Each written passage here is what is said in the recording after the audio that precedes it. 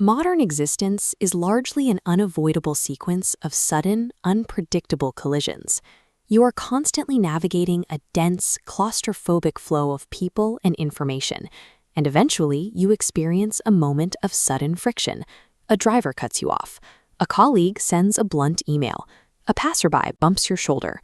What follows is an immediate, raw emotional outburst. Your heart rate spikes, your jaw clenches. A sudden eruption of intense anger, anxiety, or frustration floods your system. When the dust finally settles, someone inevitably asks you, or you ask yourself, why did you react that way? In the heat of the moment, we instinctively point our fingers outward.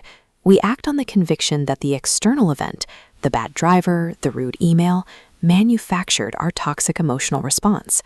This diagram illustrates an external locus of control. We view ourselves as this central circle, assuming the environment dictates how we feel. Using this logic, your brain traces every negative feeling back to an outside trigger, claiming stress was transferred directly into you. But this worldview carries a heavy cost. It demands that you must successfully control a completely chaotic universe in order to protect your own inner peace. You end up spending your days playing defense, constantly bracing for the next inevitable impact. It becomes a heavy, accumulating psychological burden. Believing the world causes your suffering leaves you as a helpless victim, trapped and exhausted by a defensive war you can never actually win. Let's step away from the noise and look at a parable. One day, a monk is sitting in a quiet room, teaching his students about enlightenment. He asks them to imagine holding a cup of coffee. In his scenario, you are standing still when a stranger suddenly and violently collides with you, causing the liquid in your cup to spill. He asks the room, "Why did you spill the coffee?" The entire class offers the obvious, instinctual answer, "Because someone bumped into me." "No," the monk says, "you spilled the coffee because there was coffee in your cup." The collision did not brew the coffee, it merely displaced the liquid that was already resting inside. The physics of the cup are simple. The impact didn't create the fluid, it only provided the force required to move it. If we view the mind as a similar container, the reactions we have during a crisis look less like new creations and more like old inventory.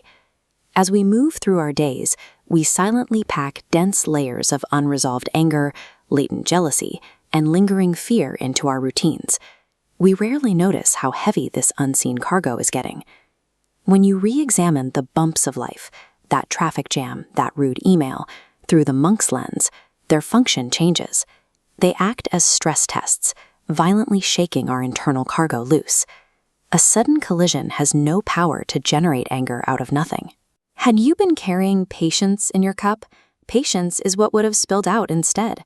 Our most raw, distorted emotional outbursts are often a reflection of what we have already permitted to fester inside us, long before the impact occurred. Accepting this level of radical personal accountability requires sitting with intense psychological discomfort. Adopting this internal logic strips away your most reliable defense mechanism. You lose the ability to hide behind the excuse of a bad day or a difficult person. You are left with the reality that your ugliest, most unvarnished emotional outbursts belong entirely to you and no one else. While this truth destroys the comforting illusion of victimhood, taking ownership of your own darkness is the necessary first step toward true psychological autonomy. But setting down that burden reveals a liberating flip side. If the world doesn't dictate your emotional contents, you hold total jurisdiction over what you carry. This split-screen model shows our jurisdiction. On the left, unmanaged chaos pouring directly into your core. On the right, a daily filter called the morning audit. You stop each morning to interrogate your feelings, actively discarding toxic cargo, and deliberately filling the vessel with empathy. But the inescapable guarantee of the premise remains: life will invariably shake you, often violently and without warning. We simply cannot stop the inevitable collisions, but we can curate the contents, ensuring that when we are eventually broken open, what spills out is something that heals rather than destroys.